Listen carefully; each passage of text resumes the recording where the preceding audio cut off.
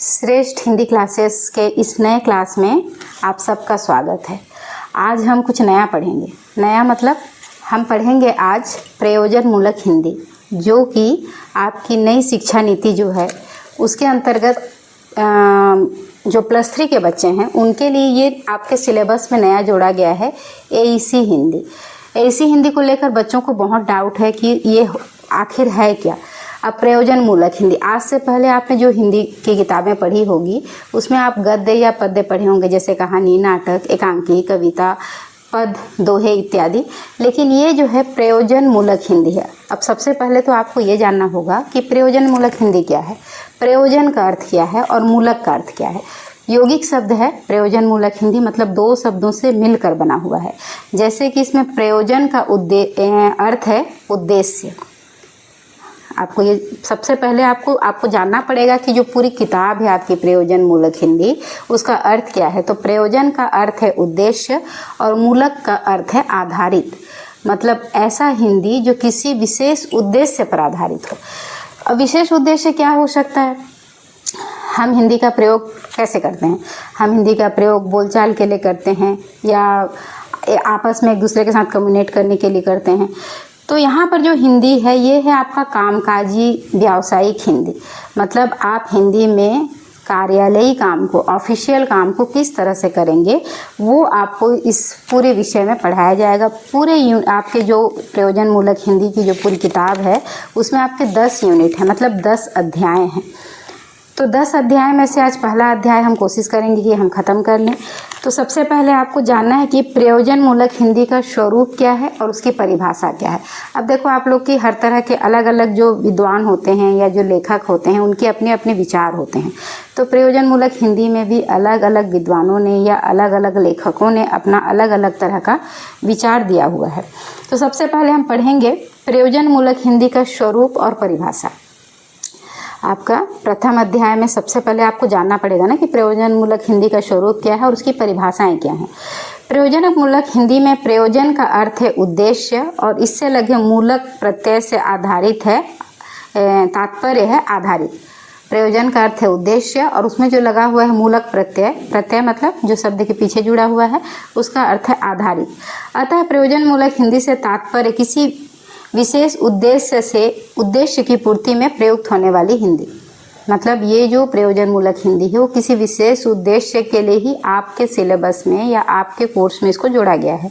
इस संदर्भ में प्रयोजन मूलक हिंदी का अर्थ है विशिष्ट हिंदी।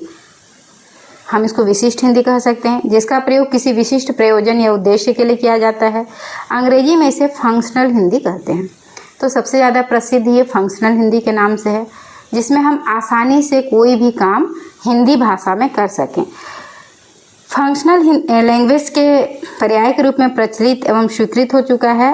अब प्रश्न यह उठता है कि आखिरकार इस प्रयोजन मूलक हिंदी का क्या आशय है। तो फंक्शनल हिंदी या प्रयोजन मूलक हिंदी का अर्थ क्या है, आपको ये सबसे पहले जानना जरूरी है कि इसका अर्थ क्या है। तो हमारे मत में किसी निश्चित लक्ष्य को ध्यान में रखकर प्रयुक्त की गई हिंदी ही प्रयोजन मूलक हिंदी कहलाती है। मतलब एक निश्चित लक्ष्य को लेकर जिन विद्वानों ने इसको आपके सिलेबस में शामिल करने के लिए सोचा होगा, वो किसी निश्चित लक्ष्य को ध्यान में रखकर ही प्रयुक्त की गई हिंदी के प्रयोजन मूलक हिंदी कहलाती है। तो इसमें अलग अलग विद्वानों के अलग अलग परिभाषाएं हैं। डॉक्टर विनोद गोदरे ने इसका आकलन करते हुए कहा है, वस्तुतः प्रयोजन मूलक भाषा का वह तथ्यपरक अर्जित सविशेष रूप है जिसका प्रयोग किसी प्रयोजन विशेष के संदर्भ में होता है। सामान्य भाषा और प्रयोजन मूलक भाषा का अंतर स्पष्ट कर देने से प्रयोजन मूलक हिंदी का स्वरूप भली भांति स्पष्ट हो जाता है। एक आपका सामान्य भाषा है और एक आपका प्रयोजन मूलक भाषा है। तो इससे आपका जो हिंदी का उद्देश्य जो है वो स्पष्ट हो जाता है। सामान्य भाषा और प्रयोजन मूलक भाषा एक होते भी उसकी शब्दावली में अंतर पाया जाता है। सामान्य भाषा की अभिव्यक्ति शैली लाक्षणिक, व्यंजनापूर्ण, अलंकारिक होती है, जबकि प्रयोजन मूलक भाषा की अभिव्यक्ति शैली अभिधापरक, गंभीर, अलंकार रहित, सरल, स्पष्ट और एकार्थक होती है। मतलब जो आपका सामान्य हिंदी है उसमें छंदों, अलंकारों की भरमार रही होगी, उसमें पांडित्य प्रदर्शन किया गया होगा। लेकिन क्योंकि यह आपका प्रयोजन मूलक हिंदी है तो इसकी जो भाषा है वो गंभीर है, अलंकार रहित है, सरल है, स्पष्ट है और एकार्थक है। एकार्थक मतलब उसका एक ही अर्थ होता है, अलग अलग अर्थ नहीं निकलेंगे। यह अपने विशिष्ट प्रयोजनों के लिए प्रयुक्त होती है। विधि, अर्थशास्त्र, उद्योग, विज्ञान, प्रशासन, शोध, तकनीकी आदि सभी क्षेत्रों में यह चिंतन एवं अभिव्यक्ति का माध्यम बनती है। अब तक आप लोगों ने जो साहित्यिक हिंदी पढ़ा है ना, तो उसको मैं आपको लगता होगा कि हिंदी एक ऐसा भाषा है जिसमें कि साहित्य को ही पढ़ा जाता है, लेकिन ऐसा नहीं है। आप हिंदी भाषा में अनेक भाषाओं के बारे में या अनेक विषयों के बारे में, भाषाओं नहीं, विषयों के बारे में आप पढ़ सकते हैं। जैसे कि विधि मतलब आप लॉ के सब्जेक्ट्स पढ़ सकते हैं, अर्थशास्त्र इकोनॉमिक्स पढ़ सकते हैं, उद्योग पढ़ सकते हैं, विज्ञान पढ़ सकते हैं, प्रशासन पढ़ सकते हैं, शोध, तकनीकी आदि सभी क्षेत्रों के बारे में चिंतन और अभिव्यक्ति का माध्यम बनते हैं। मतलब हिंदी एक ऐसा भाषा है जिसमें हम अलग अलग विषयों का विस्तृत अध्ययन और पूरी वैज्ञानिक अध्ययन कर सकते हैं। सामान्य भाषा और साहित्यिक भाषा की कोई पारिभाषिक शब्दावली नहीं होती, किंतु प्रयोजन मूलक भाषा के लिए पारिभाषिक शब्दावली बनाई जाती है। अंग्रेजी में भी आपको पारिभाषिक शब्दावली मिलेगा और हिंदी में भी पारिभाषिक शब्दावली बनाई जाती है। इस भाषा में भावुकता और कलाकारिता के लिए कोई स्थान नहीं है। मतलब इसमें कोई तरह का कलाकारी नहीं है, ना ही कोई भावुकता है। स्वाधीनता के पश्चात हिंदी की छवि निरंतर विकसित होती रही है। उसे केवल साहित्य और शिक्षण तक सीमित नहीं रखा गया है। प्रयोजन मूलक हिंदी ने हिंदी वालों के लिए अब रोजी रोटी के नए अवसर उपस्थित किए गए हैं। आप लोग जानते हैं कि हमारे देश में 200 सालों तक ब्रिटिशर्स ने शासन किया था। तो जब वो लोग शासन करते थे तो उस समय जो भी कार्यालयी भाषा, ऑफिशियल भाषा जो हमारा था वो अंग्रेजी था। तो स्वाधीनता के बाद 1947 में जब देश आज़ाद हुआ ना, तब यह कहा गया कि अब से कुछ सालों तक लोगों को हिंदी भाषा सीखने दिया जाए, उसके बाद सारे कामकाज जो हैं वो हिंदी भाषा में किए जाएं। लेकिन हमारे देश में आप जानते हो कि हमारे देश में कई तरह की भाषाओं का प्रचलन है। हर 4 कोस में पानी और 8 कोस में बानी बदल जाता है हमारे देश में। आप लोगों ने ये बात बहुत बार सुना होगा और ये एकदम सत्य है कि हमारे देश में भाषाई विविधता है। एक ही भाषा हमारा कोई नहीं है, ना ही हमारी कोई मातृभाषा है। आज भी हिंदी को मातृभाषा का दर्जा देने के लिए उसके लिए लड़ रहे हैं।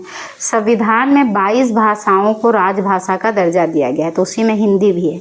तो जब 1947 में यह एक्ट पास किया गया कि अब से 15 साल के बाद, मतलब 1965 या 63 के बाद से जो ऑफिशियल लैंग्वेज होगा वो हिंदी होगा, यह फाइनल किया गया था संविधान में। 1950 में जब संविधान पारित हुआ था तब ये बात फाइनल किया गया था कि 1965 के बाद से सारे कार्यालयी काम हिंदी भाषा में होंगे। लेकिन क्योंकि हमारे देश में अलग अलग तरह की भाषाओं का प्रचलन है, तो बंगाल वालों ने कहा कि नहीं, बंगाली भाषा में किया जाएगा। हिंदी के बाद जो सबसे ज़्यादा बोला जाता है तेलुगु भाषी लोगों ने कहा कि हम सारा कामकाज तेलुगु भाषा में होगा, या महाराष्ट्र वालों ने कहा कि मराठी भाषा में होगा। तो इस कारण से आज भी हमारे जो कार्यालयी भाषा है वो आज भी अंग्रेजी है। मतलब हम अंग्रेजों से तो आज़ाद हो गए हैं, लेकिन भाषाई तौर पर आज भी हम गुलाम हैं, हम उनसे आज़ाद हो ही नहीं पा रहे हैं। और उसका कारण क्या है? उसका कारण यही है कि हमारे देश में ही एकता नहीं है। तो अब इसको फिर से थोड़ा बहुत उसका स्थिति में सुधार आया है हिंदी के, लेकिन पूरी तरह से सुधार आज भी नहीं है। और उसका कारण क्या है? यही, हमारे बीच में जो एकता नहीं है। तो हमारे देश में अलग अलग राज्यों में अलग अलग तरह की भाषाओं का प्रयोग किया जाता है, ये आपको भी पता है। लेकिन अधिकतर जनसंख्या, मतलब लगभग 72% जनसंख्या जो है भारत की, वो हिंदी भाषा को पढ़ लेती है, समझ लेती है, या फिर उसमें एक दूसरे के साथ अपने भाव और विचारों का आदान प्रदान कर लेती है। कुछ राज्य हैं जहाँ पे हिंदी भाषा का प्रचलन है, या जो हिंदी भाषी राज्य के में आते हैं, श्रेणी में आते हैं, तो उन राज्यों में हिंदी में काम होते हैं। लेकिन जैसे कि बहुत सारे राज्यों में जो हमारी कार्यालयी भाषा है वो अंग्रेजी ही है आज भी। तो इसलिए आपको ये प्रयोजन मूलक हिंदी आपके सिलेबस में जोड़ा गया है, या आपको इसको पढ़ने के लिए कहा जा रहा है, ताकि कल को आप भी कोई भी कार्यालयी काम हिंदी भाषा में कर पाएँ। तो उसे केवल साहित्य और शिक्षण तक सीमित नहीं रखा गया है। प्रयोजन मूलक हिंदी से हिंदी वालों के लिए अब रोजी रोटी के नए अवसर उपस्थित किए हैं।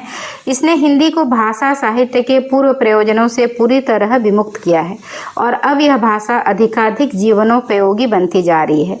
आज हिंदी का बदला हुआ रूप ही यह इंगित करता है कि हिंदी का स्वरूप परंपरा से मुक्त हो गया है और इसकी प्रकार्यात्मक क्षमता में वृद्धि हुई है। आजकल की इस नई हिंदी को ही प्रयोजन मूलक हिंदी कहा जाता है। मतलब कि हमारे देश की ऐसी भी स्थिति है कि हमको हिंदी बोलने में शर्मिंदगी महसूस होती है, या जब हम अंग्रेजी बोलते हैं तो लगता है कि हम विद्वान श्रेणी में आते हैं। तो ऐसा नहीं है। हिंदी अपने आप में एक पूर्ण और सक्षम भाषा है जिसमें कि आप हर तरह के काम को कर सकते हैं।